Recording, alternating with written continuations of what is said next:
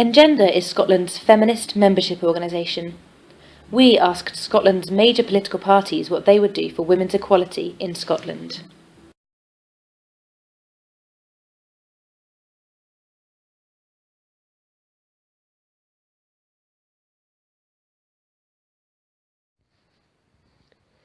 Hi, I'm Maggie Chapman, Co-Convenor of the Scottish Greens, spokesperson for social justice, and lead candidate for the North East of Scotland.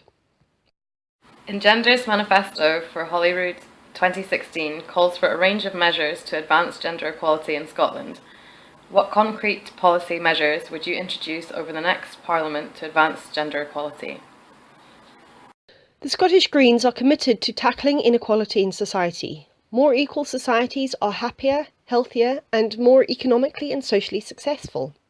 We are proposing a range of measures to address all aspects of inequality, but focusing on gender, we have proposals for our economy, our social security, our education, our media, and more.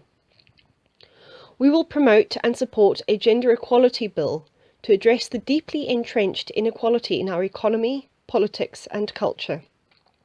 We will introduce measures such as equality budgeting to improve equality impact assessment and budget analysis of all of Scotland's public spending. Greens believe that our labour market must treat workers fairly regardless of gender, and that wages should be set at levels that lift people out of poverty.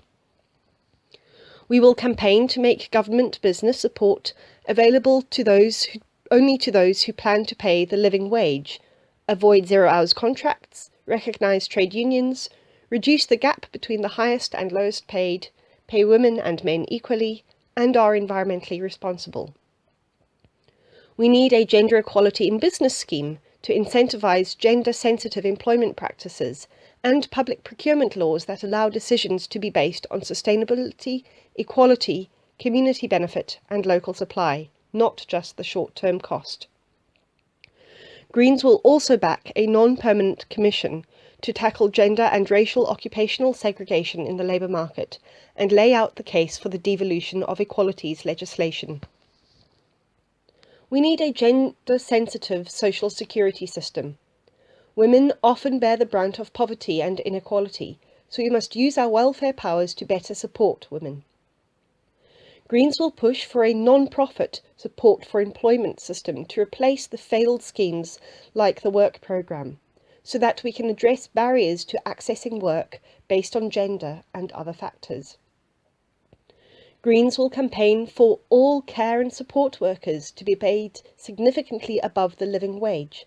Our carers' wage of £9 an hour, rising to £10 an hour by 2018, will help address what has been undervalued and underpaid work for far too long.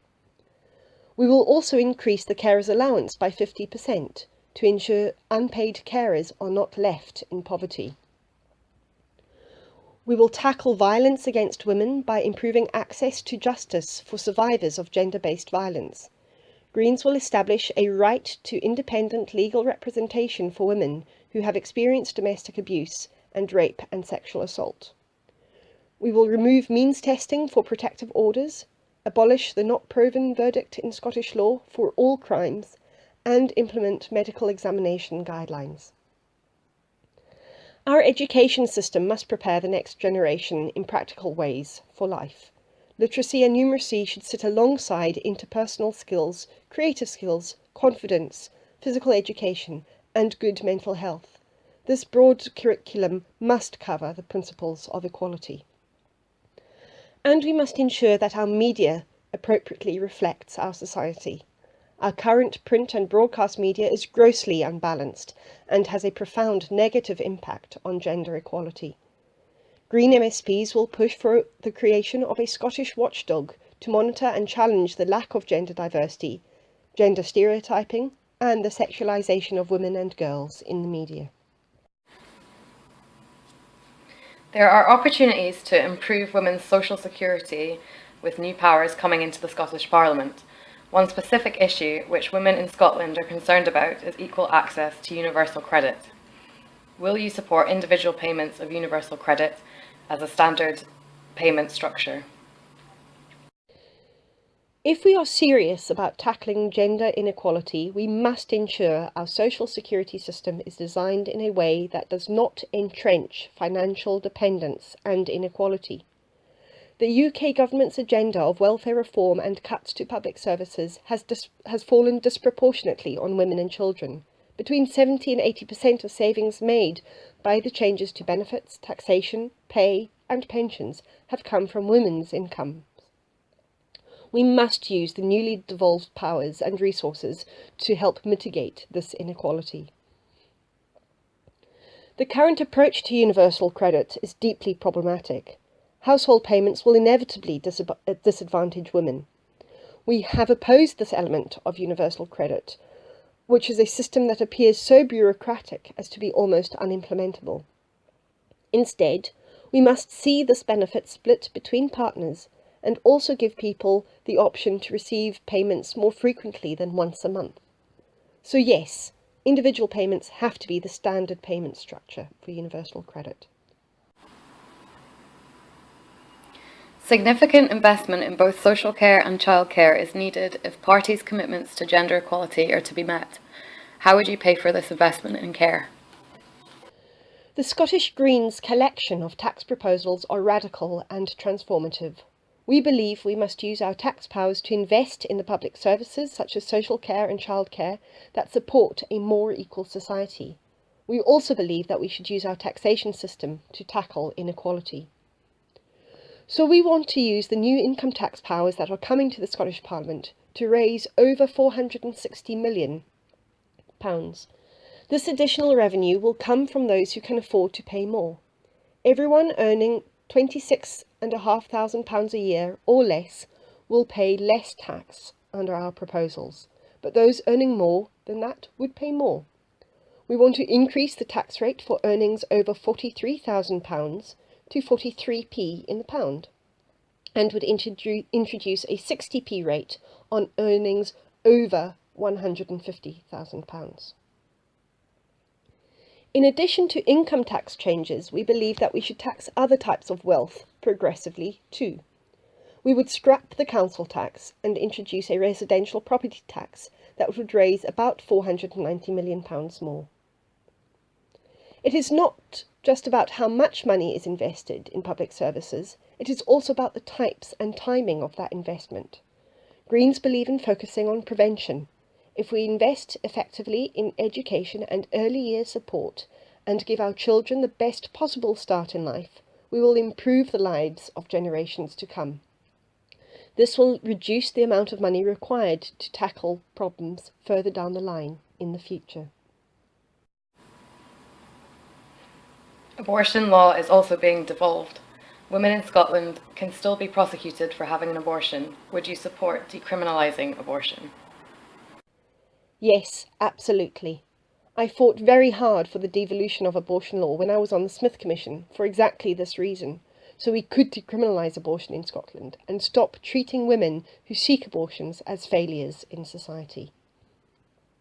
Not only do I believe in the right for a woman to make her own decisions about her body, but I think abortion and reproductive rights should be included in our healthcare system. So, Greens will push for abortion to be removed from the criminal justice system and placed firmly within reproductive health. In the short term, we also need improved services for women, access to and information about abortion across Scotland. Who is your feminist icon? Seeing as women have too often been left out of this kind of thing, I'm going to choose 3. Mary Barber fought for peace abroad and for housing rights at home. She was the founder of the Women's Peace Crusade in 1916 that campaigned for an end to the First World War. She was the main organiser of the Govan women who took part in the Glasgow rent strike and was involved in the Red Clydeside movement in the early 20th century. She became a Glasgow councillor, was Glasgow Corporation's first woman baillie, and was appointed as one of the first women magistrates in Glasgow. In 1925, she helped create the first family planning centre in Glasgow, the Women's Welfare and Advisory Clinic, and she worked tirelessly on health and welfare issues. As a South African, Ruth First is one of my heroes.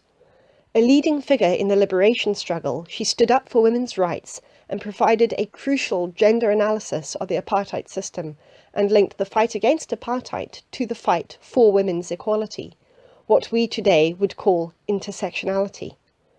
She was put on trial and imprisoned by the Pretoria regime before going into exile, where she was killed by a letter bomb sent by South African state terrorists while working in Mozambique. She gave her life for the struggle for equality. My last female inspiration is Doreen Massey, a cultural theorist and geographer who died earlier this year. She contributed significantly to Marxist and feminist geographies, producing influential analyses of social inequalities and the unevenness of the capitalist economy. Her work on space, place, and power have been instrumental to my understanding of how poverty and inequality function in society to divide, disempower, and suppress. These three women have, in their own way, been hugely influential to me in my politics and in my view on the world.